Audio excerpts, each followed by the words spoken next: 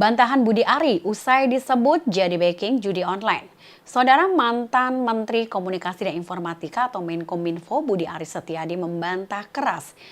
Ia dituduh pernah membackingi judi online. Hal itu diungkapkan oleh Budi Ari Setiadi usai diperiksa Barreskrim Polri karena jabatannya sebagai mantan Menteri Komunikasi dan Informasi atau Menkominfo pada hari Jumat 20 Desember. Sebagai mantan pimpinan tertinggi di lingkungan Kominfo, Budi Ari dengan tegas menyebut dirinya tidak pernah membuat kesepakatan apapun untuk melindungi praktek judi online. Ia justru sering meminta penutupan seluruh situs judi online yang ditemukan oleh pemerintah. Hal itu berkaitan dengan sejumlah mantan pegawainya di Kominfo yang telah diamankan oleh pihak kepolisian karena ketahuan menjadi backing situs judi online. Untuk itu Budi Ari memastikan dirinya tidak menerima aliran dana apapun juga dari aktivitas judi online yang saat ini tengah diusut oleh pihak kepolisian. Selain itu ia juga mengklaim tidak ada pihak dari lingkaran kerjanya termasuk relawan pro Jokowi atau Projo yang terlibat dalam kasus tersebut. Saya ingin memberikan pernyataan. Yang pertama, sebagai warga negara yang taat hukum, saya berkewajiban untuk membantu pihak kepolisian dalam penuntasan pemberantasan kasus judi online di lingkungan Kominfo. Yang kedua, pemberantasan judi online merupakan tugas kita bersama sebagai sesama anak bangsa. Karena itu perlu konsistensi dan keteguhan hati untuk menuntaskan pemberantasan judi online ini, terutama dalam perlindungan terhadap masyarakat. Yang ketiga, mengenai materi dan isi keterangan yang saya berikan hari ini, silakan ditanyakan kepada pihak penyidik yang berwenang.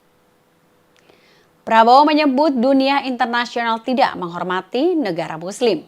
Saudara Presiden RI Prabowo Subianto menilai dunia internasional tidak menghormati suara dari negara-negara Muslim. Prabowo menyebut hak asasi manusia atau HAM seringkali tidak berlaku bagi umat Muslim seperti di Palestina. Hal ini disampaikan oleh Prabowo dalam pidatonya pada sesi khusus konferensi tingkat tinggi ke-11 Developing Aid di Istana Kepresidenan New Administrative Capital Kairo, Mesir pada hari Kamis 19 Desember waktu setempat.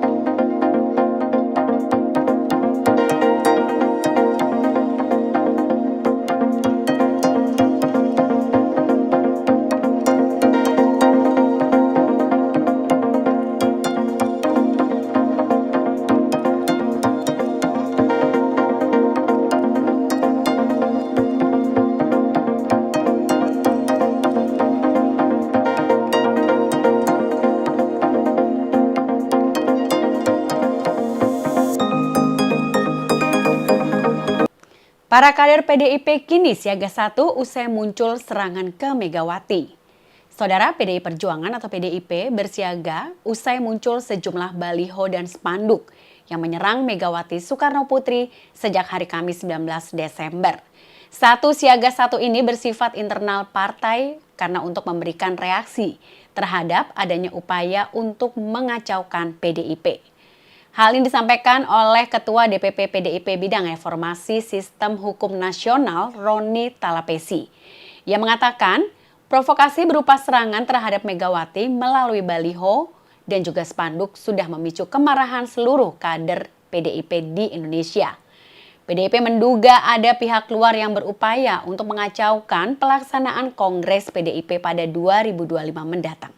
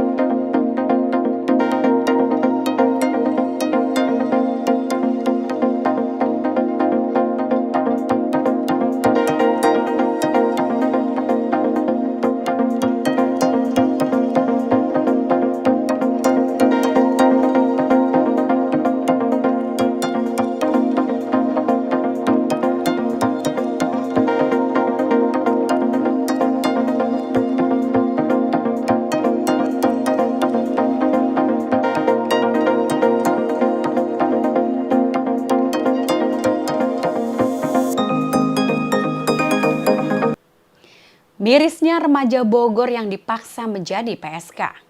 Saudara, seorang remaja di Bogor, Jawa Barat menjadi korban tindak pidana perdagangan orang.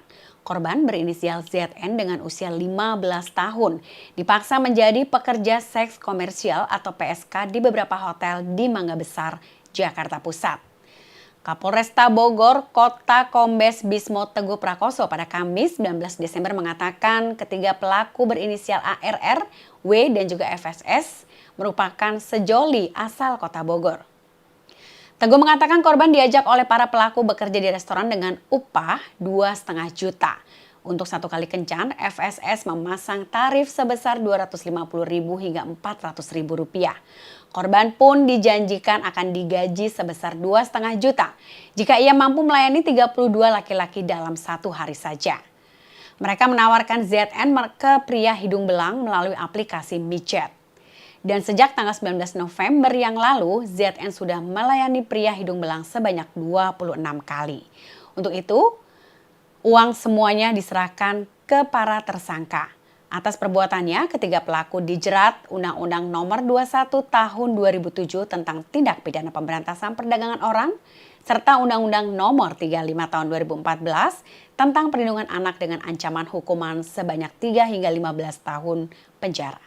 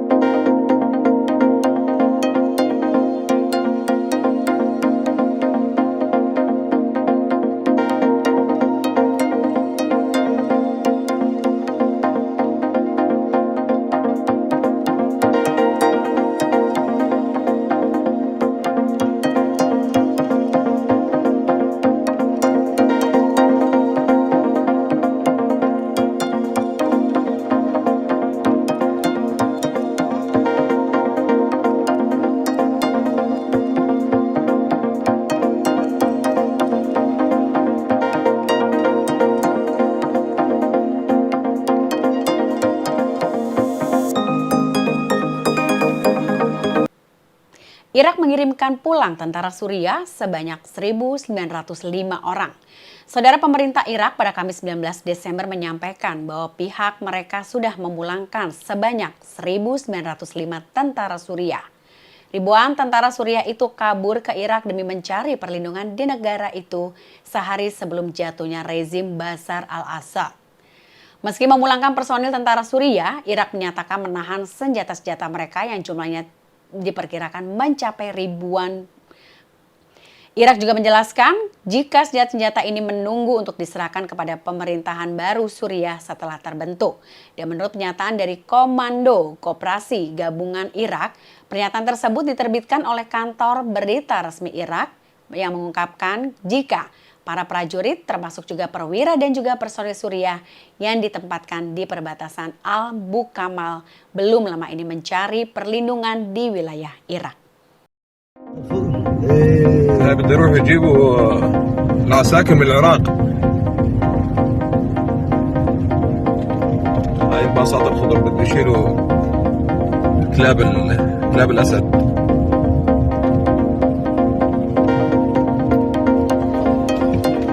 سبحان الله من أذل كلاب الاسد.